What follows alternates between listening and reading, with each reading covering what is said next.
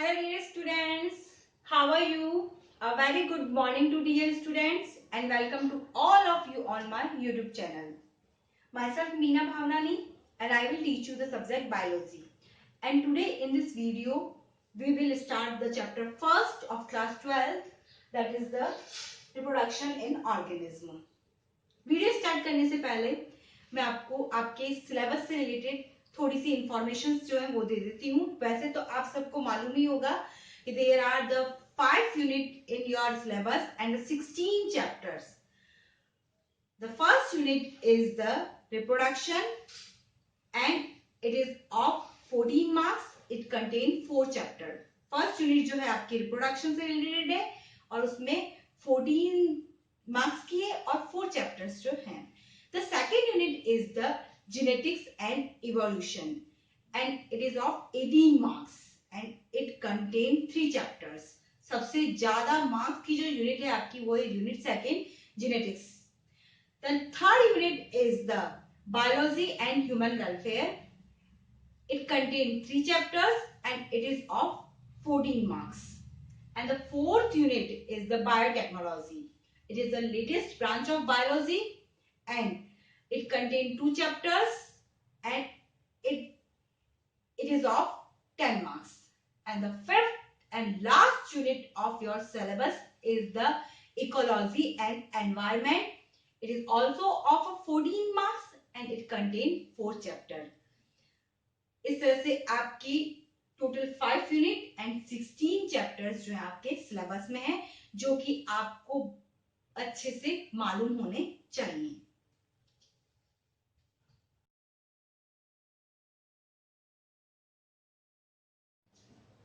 Now we are going to start the chapter first, the reproduction in organism, and in this chapter we will discuss the following topics or contents.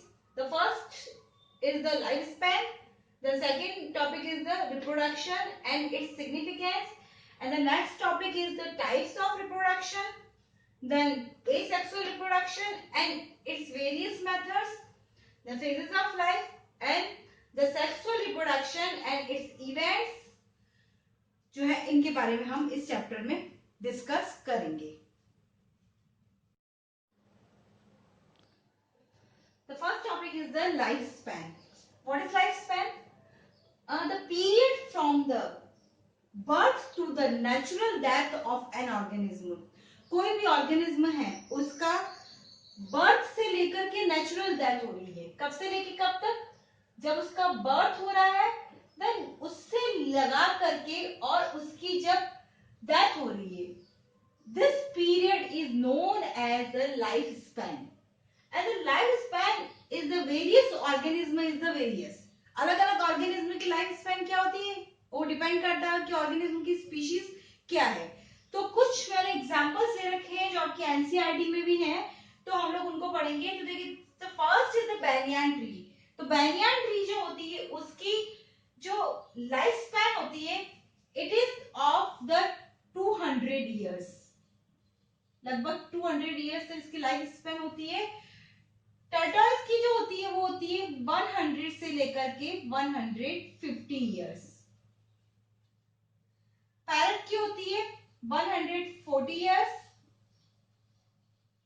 Human beings की 100 years. Natural death की बात कर रहे हैं हम। Crocodile की 60 years. Wheat plant की होती है 6 months. Butterfly की 1 to 2 weeks, around 14 days. Then mayfly की 1 day. Mayfly जो होती है वो रेनी सीजन में आती है तो ये कुछ आवर्स और 1 day की होती है इनकी। Then crow की जो होती है वो होती है 15 years. तो इस तरह से जो लाइफ स्पैन जो होती है, जो बर्थ से लेकर नेचुरल डेथ तक का जो पीरियड होता है वो अलग अलग ऑर्गेनिज्म जो होते हैं उनमें ये अलग अलग होता है। The next topic is the reproduction. Definition है रिप्रोडक्शन की, रिप्रोडक्शन। देखिए रिप्रोडक्शन क्या होता है?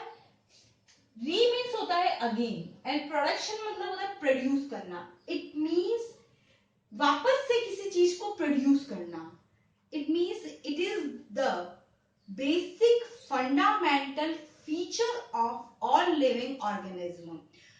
या हम ये कह सकते हैं कि reproduction is a biological process in which an organism give rise or produce their progeny, young one or offspring. यानी कोई भी organism जो होता है वो अपने ही जैसी generation को produce कर रहा है. तो this is called the reproduction. The reproduction is a biological process in which an organism give rise to young one, offspring or their own kind. अपने ही जैसे produce कर रहा है. अब देखिए क्वेश्चन कहां से बनता है. क्वेश्चन बनता है कि what is reproduction and why is reproduction essential for organism. और क्या बन सकता है व्हाट इज इट्स सिग्निफिकेंस. तो अब देखिए क्यों जरूरी है रिप्रोडक्शन. तो रिप्रोडक्शन क्यों जरूरी है, क्योंकि कोई भी स्पीशीज अर्थ पे प्रेजेंट है तो उसकी कंटिन्यूशन के लिए जो है रिप्रोडक्शन इज नेसेसरी, जरूरी है. क्यों, अगर रिप्रोडक्शन नहीं होगा मान लो तो क्या होगा, धीरे धीरे वो स्पीशीज क्या हो जाएगी, डिस्ट्रॉय हो जाएगी. ऐसा माना जाता है कि डायनासोर्स जो हैं उनमें भी क्या हुआ था, रिप्रोडक्शन एब्सेंस हो गया था बिकॉज उनमें जियोग्राफिकल डिस्टेंस आ गई थी. तो वो डिस्टेंस के कारण क्या हो गया था, उनमें रिप्रोडक्शन नहीं हो पाया था और रिप्रोडक्शन जो है वो नहीं होने से उनकी स्पीशीज की कंटिन्यूटी जो होती है वो जो है वो खत्म हो गई. तो इट मीन्स रिप्रोडक्शन जो है वो क्यों असेंशियल है, because reproduction ensure the continuation of various species on the earth. यानी it means it is the help in the maintain of the continuity of species on earth. And the second point जो होता है इसका, अगर हम देखें तो reproduction जो होता है तो उसमें सेक्सुअल रिप्रोडक्शन की बात करें हम लोग, तो सेक्सुअल रिप्रोडक्शन जब भी होगा तो सेक्सुअल रिप्रोडक्शन में क्या होगा कि मेल और फीमेल जो है वो दोनों इंक्लूड होंगे. देन जो स्पीशीज बनेगी उसमें क्या होगी, वेरिएशंस आएंगी. वेरिएशंस आएंगी तो वेरिएशंस जब भी आएंगी तो क्या होगा, इवोल्यूशन होगा. It means the sexual reproduction occurs variation and it develops new species and it help in the evolution. मतलब evolution में क्या करता है, हेल्प करता है. evolution जो हो रहा है अर्थ पे उसमें ये क्या करता है, सेक्सुअल रिप्रोडक्शन हेल्प करता है. अगर मान लो रिप्रोडक्शन नहीं हुआ, if it is absent the species will not be able to exist for a long time and may soon get extinct. तो इस तरह से रिप्रोडक्शन जो है वो जरूरी होता है इवोल्यूशन के लिए भी और किसी भी स्पीशीज जो है उसकी कंटिन्यूटीज के लिए, स्पीशीज जो है उनकी कंटिन्यूशन के लिए. तो कंटिन्यूस रहे वो, इसलिए रिप्रोडक्शन जो होता है वो बहुत ही नेसेसरी होता है. The next topic is the types of reproduction. Reproduction के कौन कौन से टाइप्स होते हैं, तो there are two main types of reproduction, asexual reproduction and sexual reproduction. Asexual, it means asexual, a means without, sexual without sex organs जो reproduction होता है it is called the asexual reproduction. And sexual reproduction it means जो reproduction हो रहा है उसमें sex organs और gametes जो होते हैं वो इन्वॉल्व होते हैं, तो it is called the sexual reproduction. अब देखिए एसेक्सुअल रिप्रोडक्शन क्या होता है. The asexual reproduction is a process in which the offspring is produced by without formation of gametes and without fusion of gametes. कभी भी जो ऑर्गेनिज्म प्रोड्यूस हो रहा है उसमें न तो गैमेट्स बन रहे हैं और न ही जो गैमेट्स जो है फ्यूज हो रहे हैं. जब गैमेट्स बनेंगे ही नहीं तो उनमें फ्यूजन भी नहीं होगा. It means the offspring is produced from only one parent और सिंगल पेरेंट. जो ऑफस्प्रिंग प्रोड्यूस होगी वो क्या होगी, सिंगल पेरेंट से ही डेवलप होगी. It is called the asexual reproduction. The sexual reproduction is a process in which the new individual is produced through the fusion of gametes. That is the male gamete and female gamete. यानी sexual reproduction में mail और female gametes बनेंगे. तो sexual reproduction में क्या होगा, male gamete भी बनेगा एंड फीमेल गैमेट भी बनेगा. It means two parents are required in this process. The male gamete and female gamete fuses. ये fuse होंगे. This process is known as fertilization. इस process को हम क्या कहेंगे? Fertilization. And after fertilization, zygote is developed and zygote is converted into embryo and embryo is developed and to form young one. This process is known as the sexual reproduction. तो sexual reproduction जो होता है उसमें क्या होगा, mail और female gametes required होंगे और फिर क्या होगा, न्यू इंडिविजुअल प्रोड्यूस होगा. But in asexual reproduction there is no requirement of the two parent or two gametes and the formation of gametes and the fusion of gametes. अब जब asexual reproduction हो रहा है, बिकॉज यहाँ पर एक single parent से हो रहा है, तो यहाँ पर जो डिवीजन होगा इट इज माइटोसिस डिवीजन. यहाँ पर ऑलवेज कौन सा डिवीजन होगा, माइटोसिस डिवीजन होगा. But in sexual reproduction there is the both mitosis and meiosis division occur. Meiosis division कब होगा, जब गैमेट्स बनेंगे तब होगा, और माइटोसिस जब zygote develop into embryo and young one. तो यहाँ पर माइटोसिस और मियोसिस दोनों ही तरह के डिवीजन इन्वॉल्व होते हैं और यहाँ पर सिर्फ माइटोसिस डिवीजन होता है. So the next is the difference between the asexual reproduction and sexual reproduction. The first point is it does not involve formation and fusion of gametes, because asexual reproduction में हमने देखा था ना तो किसी प्रकार के gametes बन रहे थे और ना ही उनमें fusion हो रहा था. Then अगर sexual reproduction की बात करें तो it involves formation and fusion of gametes. इसमें क्या होता है, gametes भी बनते हैं, male and female gamete, and उनमें क्या होता है, fusion भी होता है. It means fertilization takes place. The next point is the offsprings are genetically identical to the parent. यानी अगर हम asexual reproduction की बात करें तो जो progeny होगी it is genetically to the parent, बिल्कुल जेनेटिकली और मॉर्फोलॉजिकल किसकी तरह होगी, पेरेंट्स की जैसी होगी. इसका क्या रीजन है, because it produce by a single parent. क्योंकि एसेक्सुअल रिप्रोडक्शन में जो प्रोजेनी डेवलप हो रही है वो एक सिंगल पेरेंट से डेवलप हो रही है. तो this progeny is genetically and morphologically identical to the parents की होती है. तो इसीलिए यहाँ पर जो होगी प्रोजेनी कैसी होगी, आइडेंटिकल होगी पेरेंट के. But in sexual reproduction the offsprings are not identical to their parent, because यहाँ पर क्या होगा, combination of male and female का होगा. तो इसीलिए यहाँ पर क्या होगा कि जो progeny develop होगी उसमें न्यू कॉम्बिनेशन होगा, यहाँ पर वो आइडेंटिकल पेरेंट की जैसी नहीं होगी. The next difference is it is a simple and fast process. Asexual reproduction is the simple process है, बहुत ही and fast है, and it is the complex and slow process.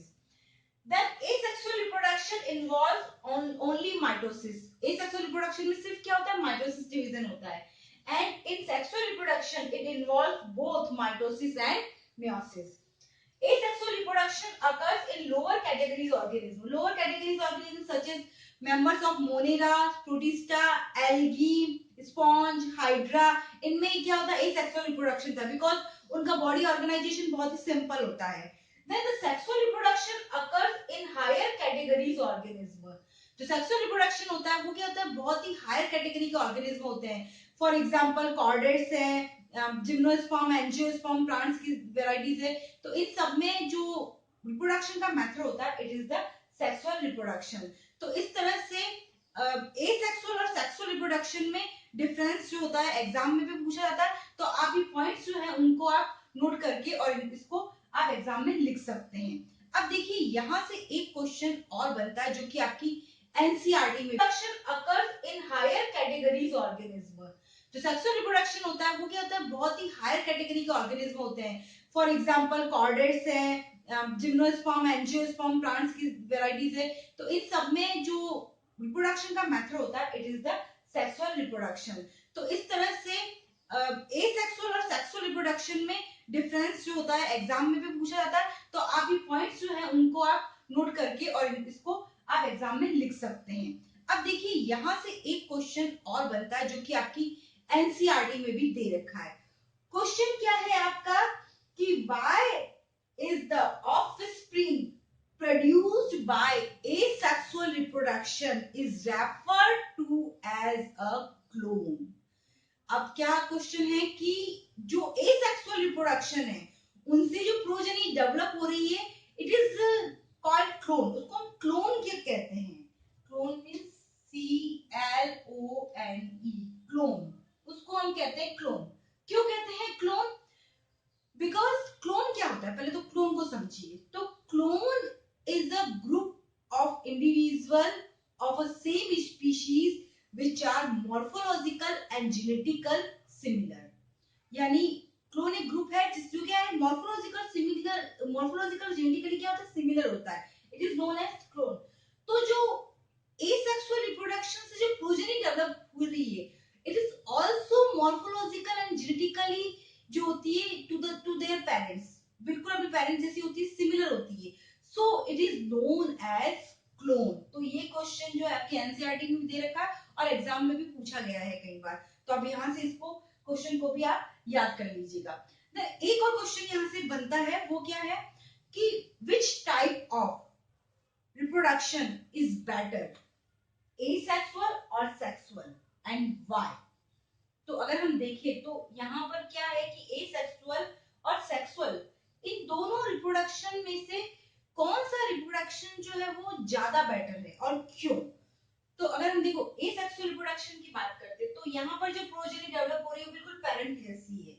तो यहाँ पर न्यू कॉम्बिनेशन नहीं है, वेरिएशंस नहीं है किसी तरह की, और ना ही कोई नई स्पीशीज डेवलप हो रही है। अगर मान लीजिए पेरेंट प्लांट में या पेरेंट ऑर्गेनिज्म में जो है उनमें कोई हार्मफुल कैरेक्टरिस्टिक्स है, जीन्स है, लेथल जीन्स है, तो वो भी क्या होंगे जनरेशन टू जनरेशन मूव होंगे। बिकॉज यहाँ कोई वेरिएशन नहीं आएगी, जो प्रोजेनी होगी वो बिल्कुल एसेक्सुअल रिप्रोडक्शन से जो प्रोड्यूस हो रही है बिल्कुल अपने पेरेंट जैसी होगी। लेकिन जब हम बात करते हैं सेक्सुअल रिप्रोडक्शन की से बनता है वो क्या है कि which type of reproduction is better, asexual और सेक्सुअल, एंड व्हाई। तो अगर हम देखें तो यहाँ पर क्या है कि एसेक्सुअल और सेक्सुअल इन दोनों रिप्रोडक्शन में से कौन सा रिप्रोडक्शन जो है वो ज्यादा बेटर है और क्यों। तो अगर हम देखो एसेक्सुअल रिप्रोडक्शन की बात करते हैं तो यहाँ पर जो प्रोजेनी डेवलप हो रही है बिल्कुल पेरेंट जैसी है। तो यहाँ पर न्यू कॉम्बिनेशन नहीं है, वेरिएशंस नहीं है किसी तरह की, और ना ही कोई नई स्पीशीज डेवलप हो रही है। अगर मान लीजिए पेरेंट प्लांट में या पेरेंट ऑर्गेनिज्म में जो है उनमें कोई हार्मफुल कैरेक्टरिस्टिक्स है, जीन्स है, लेथल जीन्स है, तो वो भी क्या होंगे जनरेशन टू जनरेशन मूव होंगे।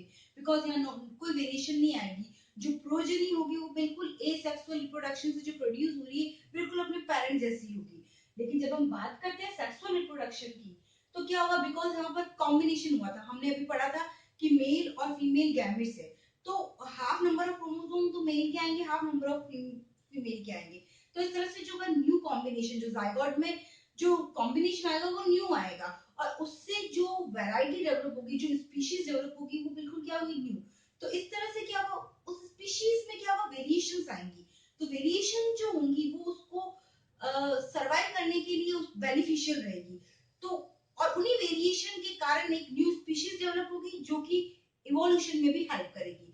तो इसीलिए अगर हम देखें तो एसेक्सुअल और सेक्सुअल इन दोनों रिप्रोडक्शन में से the better reproduction is the sexual reproduction, because in this variation occurs and species are formed, new species are formed and it help in a evolution। जो desired characteristics होंगे ज्यादातर वही क्या होंगे पेरेंट्स से लेकर के और जनरेशन में मूव करेंगे, और हमें अच्छे कैरेक्टर हर एक बार जब प्रोडक्शन होगा तो एक बेटर क्वालिटी जो होगी वो डेवलप्ड होगी, जबकि एसेक्सुअल रिप्रोडक्शन जो होगा वहां पर ऐसा नहीं होगा। तो इसीलिए the sexual reproduction is the better mode of reproduction, and because in it the variation occurs it help in the and evolution.